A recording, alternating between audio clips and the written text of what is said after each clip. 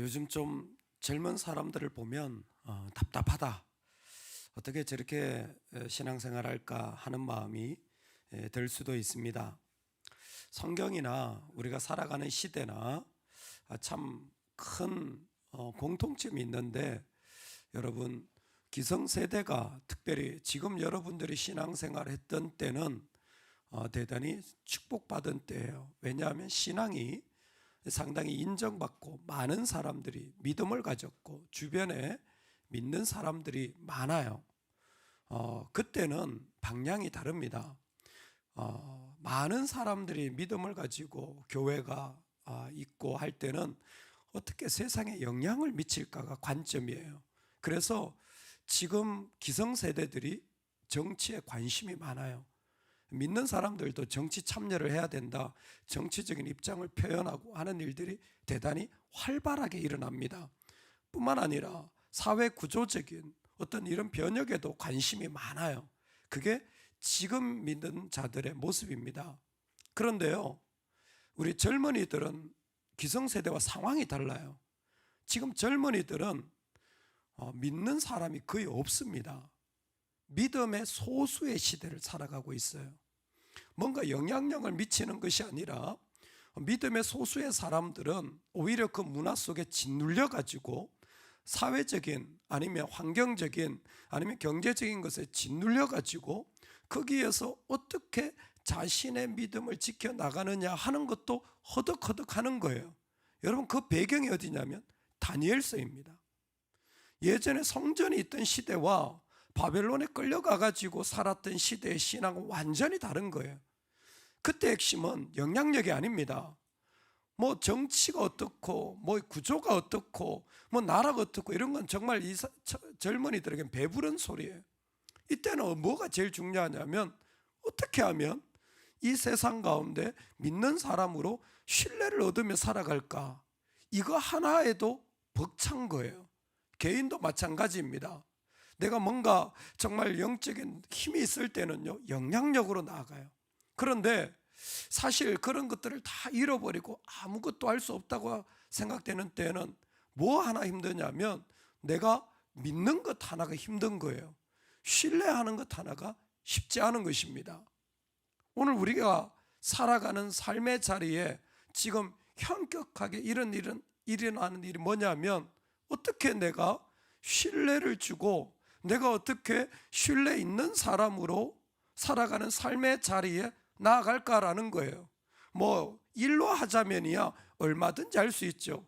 그런데 믿는 사람으로 과연 내가 얼마나 신뢰성 있는 사람인가라고 물어본다면 결코 쉽게 답이 오지 않습니다. 가정도 일터에서도. 여러분, 신뢰를 우리가 가지고 믿음의 자리에서는 가장 중요한 방법이 뭡니까?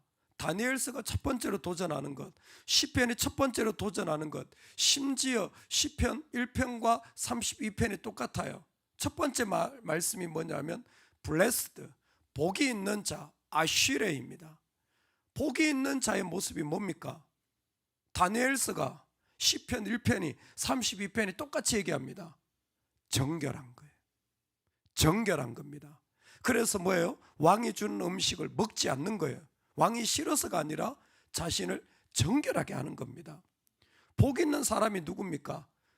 악한 자들의 꾀, 죄인들의 길에 서지 않는 거예요.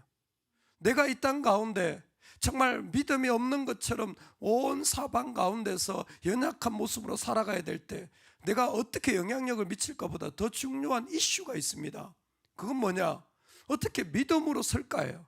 그때 중요한 것이 신뢰입니다. 허물에 사함을 받고 자신의 죄가 가려진 자, 이게 바로 가장 중요한 자리라는 것입니다. 여러분, 오늘 하나님이 우리 가운데 이 은혜를 주시기를 소망합니다. 다른 복이 아니에요. 다른 복이 아니라 많이 가진 복이 아니죠. 많이 잘된 복이 아니죠. 뭐 대단한 영향력을 미친 복이 아니에요. 이 복은 뭐냐면 시편 기자는 내 안에 정결함의 복이 일어나는 것, 정결함의 자리가 일어나는 게 너무나 소중하다라는 것입니다. 이 모든 것은 절대적으로 땅으로 봐서는 복이라고 느껴지지 않아요.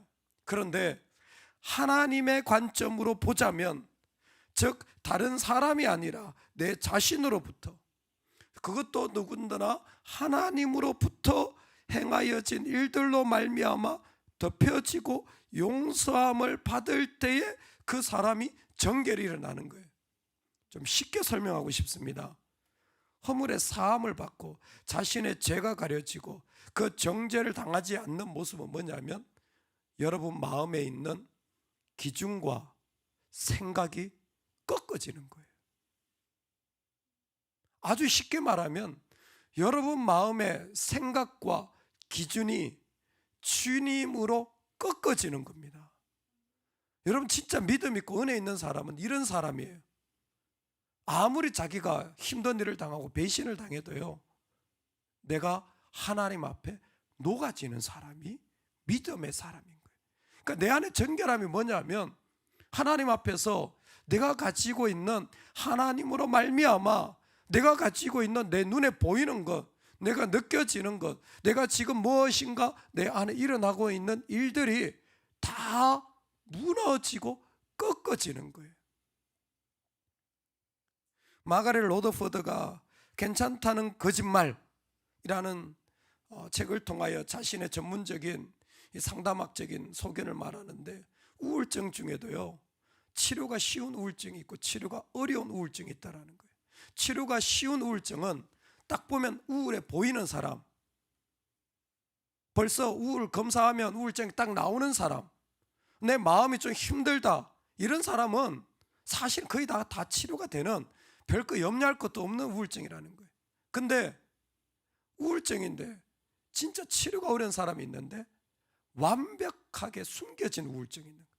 항상 괜찮아요. 항상 해피해. 항상 별 문제 없어. 그런데 그 사람 뒤에 숨겨진 우울증이 있는 경우가 있다는 거예요. 이 사람들은 생활하는데도 아무 문제 없어요. 근데 그 사람 뒤에 우울증이 있는 거예요. 왜 그러냐? 완벽함을 추구하는 사람들일수록 뭔가 자신은 확실하게 잘해야 된다라는 생각을 가지고 있기 때문에 우울증이 그 뒤에 숨는다라는 거예요.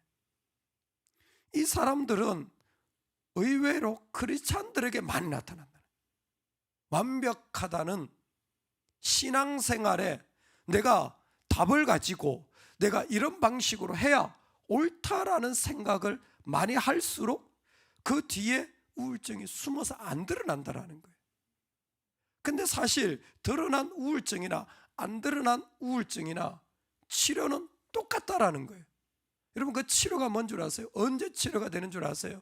여러 가지 있습니다. 여러 가지 몇 가지 치료를 하는데 그 중에 하나가 뭐냐면, 삶을 지배하던 원칙과 신념에 직면하여 버려야 하는 것을 결정하는 것이 우울증 치료라는 거예요.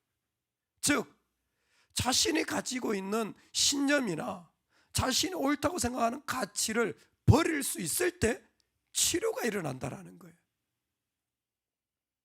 여러분 우리 안에 정결함이 일어나야 될 이유가 뭐냐면, 하나님 앞에 죄가 그 가운데 있기 때문이라는 거예요. 자신의 죄가 가려진 자, 여러분 잘 들으세요. 죄 없는 자가 복이 아니라 죄가 가려진 자가 복이 있다는 거예요. 죄가 없는 상태가 복이 아니에요. 그건 복일 수가 없습니다. 왜? 죄가 다 있으니까. 사람에게 이 사람은 저 사람 이런 모습으로 다 죄가 있어요. 근데 죄가 가려진 자가 복이 있는 거예요. 내가 죄가 있다라는 것을 어떻게 합니까? 죄가 있으면요, 그 죄는 신음하게 한다라는 거예요. 뭔가 마음을 자꾸 짓눌러, 뭔가 무거워, 뭔가 마음에 짊어지고 가는 것 같아. 신음이 나오는 거예요. 나도 모르게 아이고야 한숨이 나오는 거예요. 여러분 그게 뭐예요? 내 안에 지금 하나님 앞에 내려놓지 못한 그 무서운 그 자기만의 그 모습이 있다라는 거예요. 뿐만 아니라 뼈가 쇠한다라는 거예요. 정확하게 뭐냐면 영적인 생명력이 사라지고 있다라는 거예요. 뼈가 쇠한다는 죽어가고 있다라는 거거든요. 뭔가 고백하지 않은 일들 때문에 하나님 앞에 해결하지 않은 것 때문에 영적인 생명력이 없어요. 죄 짓고 하나님의 능력 나타나는 경우는 없습니다. 반드시 진짜 하나님의 사람이라면요, 누군가 기도하고 누군가 예배하는 일들조차 부담이 돼요. 죄 지은 사람은요, 하나님 앞에 섬기는 게 힘들어요. 그 죄 지어 보면 알아요. 하나님 앞에 나올 수가 없어요. 마치 우리가 경찰 지나가면 왠지 이렇게 뭔가 찔림을 받듯이 목사님만 봐도 괜히 찔림 받거나 화가 나거나 뭐 이런 일이 일어나는 거예요. 왜? 자기 안에 죄가 있기 때문에. 죄가 있으면 신음이 일어나고 뼈가 쎄하는 것 같은 거예요. 오늘 성경은 구체적으로 죄가 있는 사람의 모습을 어떻게 표현하냐면 무지한 말이나 노새같이 되지 말지어다. 여러분, 짐 싣고 가는 그 당나귀 있잖아요. 말 있잖아요. 노새. 이 당나귀 같이 되지 말라는 거예요. 왜? 얘들이 고집이 황소 고집이에요. 그리스도인이 고집이 세다, 한 성격 있다, 이거 진짜 부끄러운 말이에요. 진짜 부끄러운 말이에요. 이건 정말 믿음 없다는 말과 저는 거의 동격이라고 생각을 합니다. 가정에서 자기가 노새같이 성격이 있다, 고집이 세다, 이건 안 되는 거예요. 그러니까 하나님 앞에 나와서 주님의 이름으로 그 녹아져야 되는 거예요. 우리 중고등부 수련회를 제주도에서 하는데 외국인 유학생 3명을 모시고 갔어요. 모시고 갔는데 가만히 보니까 아프리카 문화를 알겠어요. 아프리카가 문화가 뭐냐? 철저히 가부장적이에요. 진짜 지금 2022년인데도요, 제가 목사님 얘기를 좀 나누다 보니까 자매를 데려올 때 돈을 줘야 된다는 거예요. 지금도 돈을 주고 사와야 된다는 거예요. 이게 무슨 개념입니까? 근데 지금은 그게 아프리카 문화라는 거예요. 그래서 자기가 그 돈을 준비를 해야 된다는 거예요. 근데 나라마다 가격이 다 다르대요. 자매들 가격이 다 있다는 거예요. 야, 여기 가격이 얼마일까? 데려오려면 그 돈을 줘야 된다는 거예요. 아니, 지금 어느 시대인데 그게 아프리카 문화라는 거 이해해 달라는 거예요. 밥을 먹잖아요. 그 설거지를 해야 되잖아요. 꼼짝도 안 해요. 딱 눈에 보이더라고요. 그래서 제가 아내한테 좀 시켜라. 훈련해야 된다. 그랬더니 아프리카 자매가 벌떡 일어나가지고 자기가 한다는 거예요. 그래서 아니, 형제가 하게 두라고 그랬더니 아니, 이게 아프리카 문화라고. 제 아내가 그러더만요. 예수님 믿고 새로운 문화 좀 배우라고. 근데 자매가요, 힘든 거예요. 당연히 여자가 해야 될 일을 이게 남자를 시키는 게 힘든 거예요. 남자도 하면서 이게 뭐. 여러분, 우리 문화 속에 자기 죄의 문화가 얼마나 깊이 들어가 있는지 노새처럼 그 안에 들어가가지고 말이죠, 안 꺾어지는 거예요. 근데 진짜 복이 있는 사람이 누구예요? 그것이 하나님 앞에 고백되어지는 자. 그래서 오늘 하나님 앞에 나아갈 정말 중요한 말씀이 바로 오늘 말씀에 있습니다. 우리 다 같이 한번 읽어보겠습니다. 6절인데요. 시작. 이로 말미암아 모든 경건한 자는 주를 만날 기회를 얻어서 주께 기도할지라. 진실로 홍수가 범람할지라도 그에게 미치지 못하리이다. 아멘. 주를 만날 기회를 얻어서 주께 기도할지라. 주를 만날 기회를 얻어서 주께 기도할지라. 내가 회개해야지. 여러분, 다윗은 그렇게 말하지 않습니다. 네가 하나님 앞에 기도할 기회, 하나님이 너를 부르는 기회가 있다. 반드시 하나님의 사람은 성령이 두드리시거나 교회가 요청하거나 누군가 그 가운데 무엇인가 신호를 보내거나 성령이 역사하셔서 뭐예요? 기회를 주는 거예요. 주께 만날 기회, 그거 잃어버리지 말라는 거예요. 여러분, 우리가 회개의 때가 내가 회개해야지 라는 게 아니라 하나님이 회개의 일들을 일으키시는 거예요. 사함을 주는 자도 하나님이시고 덮어주는 자도 하나님이시고 용서하시는 분도 하나님이신 거예요. 그러니까 진짜 복 있는 사람은 하나님이 역사하는 사람이에요. 하나님이 어떻게 역사합니까? 우리에게 기회를 주신다라는 거예요. 예배의 기회를 주실 때 그 기회를 놓치지 말라는 거예요.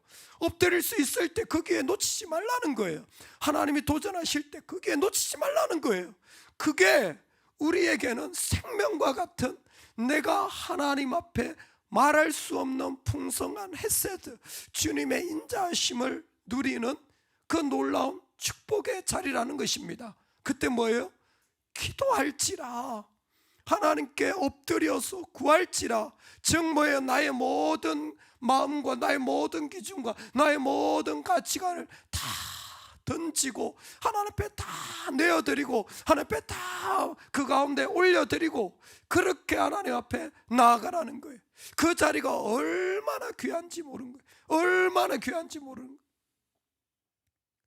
주님을 만날 기회, 하나님은 그 때를 기다리고 계신 겁니다. 인생 최고의 기회는, 여러분, 내가 돈 벌 기회나 내가 무슨 집을 살 기회나 무슨 내가 더 좋은 자를 가는 기회가 아니에요. 다시 말씀드립니다. 인생 최고의 기회는 이 땅 가운데 없어요. 그거 있어도 되고 없어도 됩니다. 할렐루야. 그거 좀 잘 이루어져도 되고 안 이루어져도 돼. 이 땅은 우리한테 복이 아니라니까요. 블레스드라는 말은 이 땅에 네가 이 집이 이렇게 많아졌으니까 복 받았다 이렇게 얘기 안 하잖아요. 블레스드, 복이라는 아실에는 처음부터 하나님 앞에 정결함을 받는 게 복이었잖아요. 그 복의 핵심이 뭡니까? 하나님이 하시는 거예요. 진짜 복의 기회는요, 하나님 역사하시는 거예요. 우리 그게 더 크게 보이길 소망합니다. 아무리 내가 어떤 상황이 있더라도 하나님 날 두드려서 기도하게 하신다면 그 자리에 엎드려 기도하는 거예요. 하나님 나를 전하게 하신다면 내가 순종하며 전하는 겁니다. 내가 사랑하며 섬기게 하신다면 그게 나한테 최고의 복의 기회인 거예요. 그게 나한테 가장 귀중한 은혜의 자리요, 축복의 자리인 거예요. 오늘 하나님 우리 가운데 그 일을 이루시는 거예요. 여러분, 억지로라도 하나님 앞에 엎드리시기 바랍니다. 제가 한 말이 아니라 존스 홉킨스 소아정신과 진아영 교수가 한 말이에요. 그분이 전문적으로 이런 사람을 상담하면서 크리스찬으로서는 죄가 있으면 반드시 죄의 영향력인 상담직, 우울증부터 시작해 수많은 것들이 나올 수밖에 없다는 인간은 그런 일들을 벗어날 수가 없다는 거예요. 끊임없이. 이분이 이제 미국 생활을 하니까 아주 쉽게 설명을 하더라고요.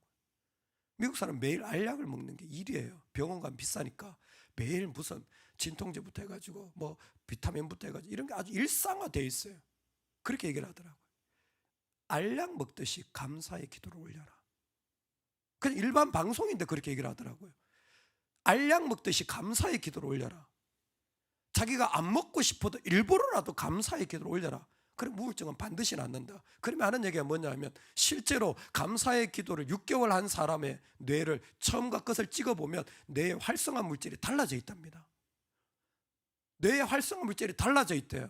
그런데 진아영 교수의 말에 의하면 그 우울증 약을 줘서 뇌의 물질을 만드는 것보다 더 강력하게 물질이 나와 있대요. 항우울제를 주면 그 사람의 우울증이 떨어지거든요. 대신에 사람이 몽롱하고 힘이 없어집니다. 사람 일부러 그렇게 만드는 거예요. 이게 항우울제가 그렇게 하는 거예요. 근데 훨씬 강력하고 건강한 물질이 뇌에 나와 있대요. 뭐 할 때? 감사의 기도를, 억지로라도 감사의 기도를 알약 먹듯이. 자기는 일 때문에 우울하지 않을 수가 없다라는 거예요. 실제로 제대로 상담을 하면 그 사람의 그 우울함이 그대로 오기 때문에 그냥 뭐 우리나라처럼 몇 분 하고 이렇게 처방하면 우울하지 않아요. 근데 제대로 상담을 하고 하면요, 자기도 힘든 거예요. 그걸 끊임없이 반복해야 되니까 자신의 상태도 안 좋은 거예요. 그런데 뭐 매일 자기도 일부러 약 먹듯이 매일 감사의 기도를 올려드리면서 대적한다라는 거예요. 그럼 자기도 건강해져요. 사람마다 다 취약점이 있다라는 거예요. 오늘 우리가 가지고 있는 일들이 뭡니까? 여러분, 이 땅에서 제일 큰 복이 뭐라고요? 하나님께 나가는 거예요. 제일 큰 복의 기회예요. 내가 뭐 오늘 기도해가지고 이만큼 돈 벌어서 그게 아니라 내가 하나님께 나아가서 내 눈을 뜨고 내 하나님께 나아가서 내가 하나님께 나아가서 하나님께 엎드리는 그 자리가, 아니 일부러라도 하나님께 나아가는 게 최고의 복의 자리라는 거예요. 여러분, 우리 그 복을 오늘 누릴 수 있기를 소망합니다. 하나님이 주신 자리에 주님이 우리를 부르셨습니다. 우리의 삶의 자리도 결코 녹록지 않죠. 그럴 때 우리가 먼저 할 일은 내 안에 있는 내 죄악의 일들이 하나님 앞에 엎드려지는 것입니다. 숨겨져 있는 그 모든 일들이 고백되어지는 거예요. 쉽게 말합니다. 내 원칙과 내 심령과 내 마음의 주의 이름으로 다 녹아질 수 있기를 소망합니다. 어떤 기준이든지 세상에 준 거든지 내가 배워왔던 거든지 오늘 역사하시는 주님으로 내 모든 마음의 자리가 다 내려지는, 녹아질 수 있는 은혜, 그러기 위하여 주님이 부르실 때, 도전하실 때, 아니 그것이 없더라도 억지로라도 내가 하나님께 엎드리며 그분께 나아가는 그 자리가 가장 귀한 복의 자리됨을 믿고 나아가는 은혜가 있기를 간절히 축원합니다. 아멘. 우리 같이 한번 기도하겠습니다.